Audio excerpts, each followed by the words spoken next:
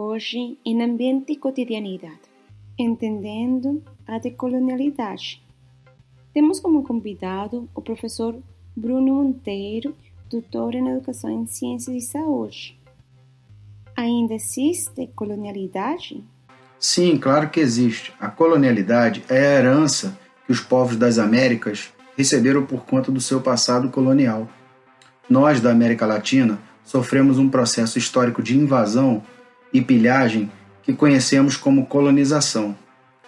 Cabe ressaltar a diferença entre o que consideramos como colonização, colonialismo, colonialidade e decolonialidade.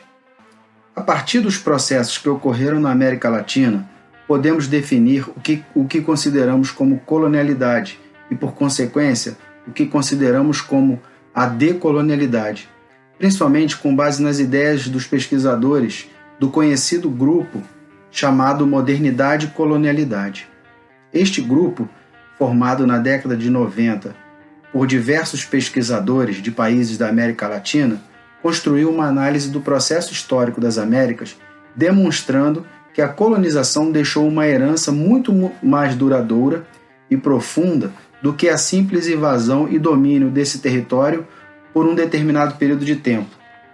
A partir do advento da colonização, ou seja, da invasão de um determinado território, que no caso estamos falando das Américas, deu-se início a um processo de classificação da população através da criação de identidades subordinadas e subvalorizadas, que foram projetadas, sobretudo, sobre os povos indígenas e africanos.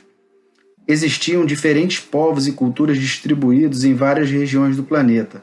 Negros e índios, no caso das Américas, consistem em classificações de identidades apagadas e silenciadas à luz de uma suposta superioridade de determinados povos autoproclamados como brancos e superiores.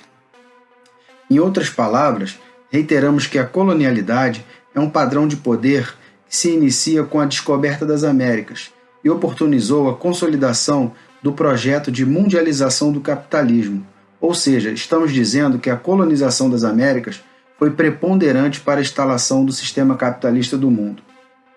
Nesse sentido, destacamos que a colonização foi um processo de chegada e invasão dos europeus sobre o território das Américas, e o colonialismo foi o processo de ocupação e exploração, que consistiu na estruturação política, econômica e social desse território transformado em colônia e dominado por uma metrópole localizada em outro lugar.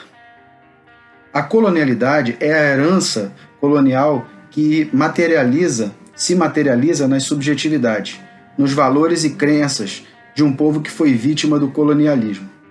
De acordo com Aníbal Quijano, a colonialidade caracteriza-se por um padrão de poder que deriva da classificação social da população mundial, de acordo com a ideia de raça, uma construção mental que expressa a experiência básica da dominação colonial e que, desde então, permeia as dimensões mais importantes do poder mundial. A colonialidade está presente em nossas subjetividades.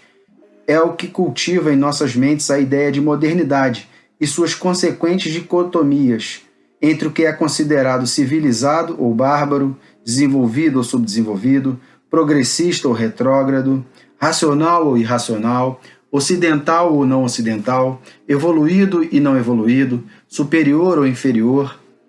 Enfim, são valores, crenças e costumes arraigados em nossas mentes por conta de nossa experiência colonial. O que é decolonialidade? É um movimento de diversos pensadores e grupos subalternizados ou intelectuais, tanto dos centros como das periferias da produção da geopolítica do conhecimento, no questionamento do eurocentrismo, do ocidentalismo ou do universalismo epistêmico. É o reconhecimento da pluralidade das diferenças coloniais, assim como da pluralidade das culturas e das populações e dos sujeitos subalternizados sob a lógica da colonialidade do poder. A decolonialidade valoriza e parte da diferença colonial, propõe um reordenamento da geopolítica do conhecimento, denuncia os conhecimentos invisibilizados pelo colonialismo e propõe a emergência epistemológica dos grupos e saberes invisibilizados na interseção da tradição ocidental e o surgimento da diversidade de categorias suprimidas sob o ocidentalismo e o eurocentrismo. É um movimento de reexistência epistêmica e que deseja contar uma história outra sobre o mundo, uma história que não teve permissão para ser contada e que deve emergir pelo grito dos invisibilizados e silenciados pela violência colonial. Como podemos trouxer a decolonialidade em nosso dia a dia? Por meio da luta pela garantia e valorização de todas as formas de conhecimento e cultura. Por meio da luta pelos direitos dos povos tradicionais de se manterem vivos, saudáveis e protegidos em seus territórios. Por meio da luta para erradicar todos os violentos símbolos do colonialismo. Por meio da luta para erradicar o racismo. Por meio da luta pela distribuição de renda e justiça social. Por meio da luta pela proteção irrestrita da natureza e de seus recursos. Por meio da luta pela garantia dos direitos individuais, por meio da luta pela liberdade de ser e existir, por meio da luta pela liberdade de expressão e orientação religiosa, por meio da luta pela democracia, por meio da luta pela paz, alimentação, moradia, saúde e educação pública para todos. Enfim, todas essas lutas constituem uma agenda crítica do que estamos chamando de decolonialidade. Muito obrigado. Agradecemos a participação do professor Bruno neste episódio. A partir da exposição do professor, podemos refletir sobre o sistema no qual vivemos, no que estão baseados nossos países. Estes contribuem na reprodução, decolonização e da reprodução da hegemonia, nas quais são invisibilizadas comunidades indígenas e afro. Nesse sistema, os mais vulneráveis são esquecidos, contribuindo para processos racistas e classistas em nosso dia a dia.